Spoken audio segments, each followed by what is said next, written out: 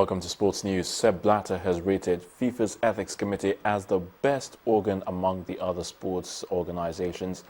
Blatter said that FIFA's Ethics Committee was entirely independent and since 2011 had consisted of two parts: the investigatory chamber, responsible for investigating breaches of ethics, and the adjudicatory chamber, which determines the sanctions.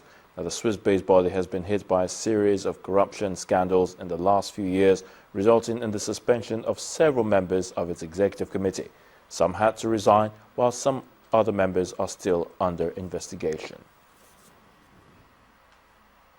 An exemplary organization in ethics. We have decided to have two chambers, an investigatory chamber and an adjudicatory chamber, a tribunal, and independent chairs. We are the only sports organization that have this independent body for ethics. Nobody else, not even the IOC, I'm a member of the IOC, they don't have the same organization we have because it is totally independent. 5 nations in 2 editions of the Africa Nations Cup will be the focus for the Confederation of African Football (CAF) this weekend, when a vote is held to decide who will host the 2019 and 2021 tournaments. CAF's Executive Committee will assess final presentations from Algeria, Cameroon, Côte d'Ivoire, Guinea and Zambia for the 2019 finals, while Algeria, Côte d'Ivoire and Guinea are fighting it out for the right to host in 2021. The decision will be taken in Ethiopia, with each of the 14 committee members casting 1 vote, and the first contender to receive at least 8 votes wins. Should several rounds be necessary, the country with the fewest votes after each round drops out, and the 2 winning nations are to be announced during a ceremony at the African Union headquarters in Addis Ababa. The Ghana Football Association, the GFA, has confirmed that 9 coaches have applied to replace sacked coach Kwesi Appiah. Ghana's FA president Kwesi Nyatake revealed that Argentine trio of Ricardo Gareca, Roberto Trotta and Omar De Felipe are among the 9 applicants for the vacant Black Stars coaching job. Reports say Gareca is a top contender for the job because of his high-profile status. The former Argentina international forward won 4 league titles in Argentina with Independiente and Vélez Sarsfield. He also won the Peruvian and Colombian league titles. That's in the sports news. The news at 10 continues shortly.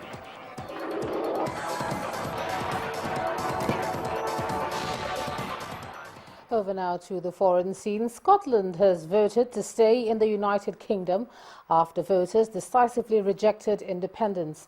And as a result, the country's First Minister, Alex Salmond, has decided to step down. Here's Cynthia Are with more. That's right. He will also resign as the leader of the Scottish National Party after the no side won Thursday's referendum over the yes side.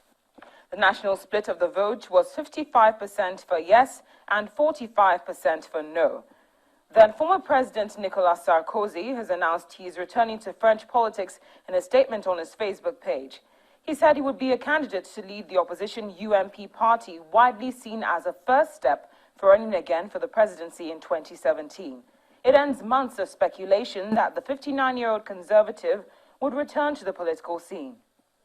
Also today, French jets have carried out their first strikes against Islamic State militants in Iraq.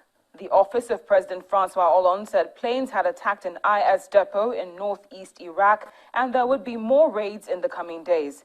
The U.S. has carried out more than 170 airstrikes against the jihadist group in Iraq since mid-August. Finally, a grandfather has shot and killed his daughter, as well as his 6 children, before taking his own life at a home in Bell, Florida. The police confirmed that the children range from the ages of 3 months to 10 years old, and the authorities have identified the gunman as Don Charles Spirit. And that's the foreign news wrap-up. It's back to you, Ijoma. That's terrible. Well, thanks a lot, Cynthia. On a brighter note, on entertainment news, multiple award-winning singer Wizkid surprises fans by releasing his 2nd album 7 days ahead of time. Here's Mayowa Ogundele with the details.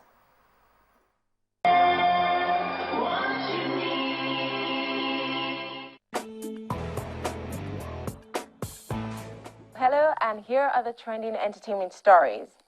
Raving singer Wizkid has released his second album, Ayo, about days early over online platforms.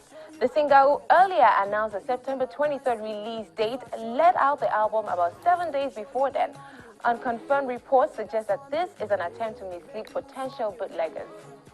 Meanwhile, Davido, who was recently in a Twitter war with Wizkid, has congratulated him on his new album. Don't go for new African, baby. Still talking new music, the Fuji Meet hip-hop track Ife by Pasuma Wonder and Tiwa Savage has been released. The song, which is a single of Pasuma's upcoming new album, was released ahead of the weekend.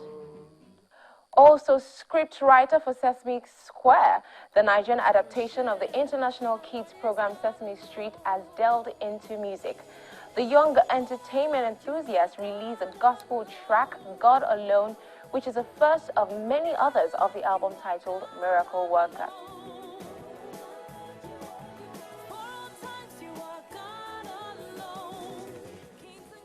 To the movies now. Movie producer Pt.4 Jumbo has completed works on a new movie, A Long Night.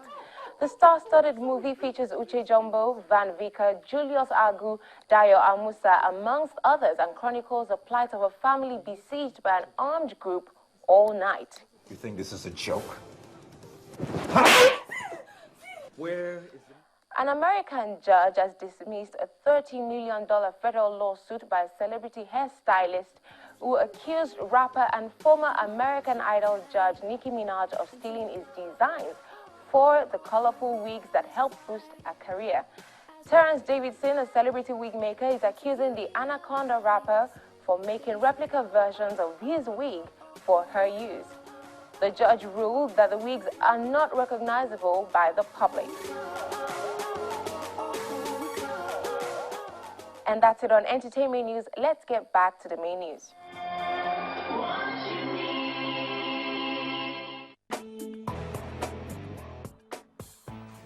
Thanks a lot, Mayowa. And the main news again. First Consultant Medical Centres back in business, and the Lagos State Governor, Babatunde Fashola, today promised to strengthen public health laws to give hospitals the authority to restrict patients who could be a threat to health and the safety of the public. And the Sultan of Sokoto, Saad Abubakar III, today led northern traditional leaders to a meeting with President Goodluck Jonathan, where they discussed the security situation in the northeast and ways to rebuild the lives of displaced persons from terrorist attacks in the region. Well, that's the news at 10 tonight. Thanks a lot for staying with us. I'm Ijoma Bunyato. Coming up next is Metrofile, and then we'll return to the Native and Vogue. That's the Port Harcourt International Fashion Week. You have a great weekend, and it's good night from all of us here.